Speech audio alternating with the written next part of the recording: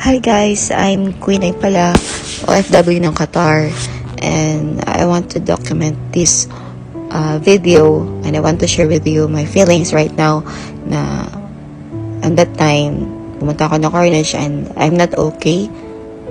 I have pain, heartbreak, so ang dami kong pinagdadaanan that time and hindi ko na malaman kung anong gagawin ko. So, umupo ako dyan, nagmuni-muni, and at that time, and of course, I'm crying kasi, alam mo yun, pinagpipray ko lahat yung kung ano may nararamdaman ko.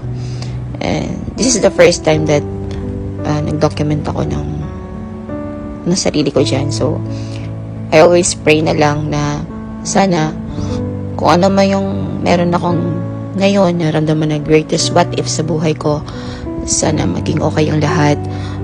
Yung greatest what if ko sa buhay ko ngayon is marami pa akong katanungan, marami pa akong gustong malaman na kasagutan kung ano man yung nararamdaman ko ngayon as of now, and sana magiging okay yung lahat.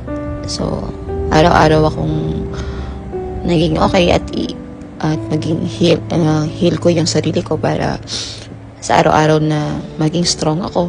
So, hindi lang naman ako nag-iisa. As a OFW na marami tayong problema at pinagdadaanan. So, thank you guys. Bye and God bless.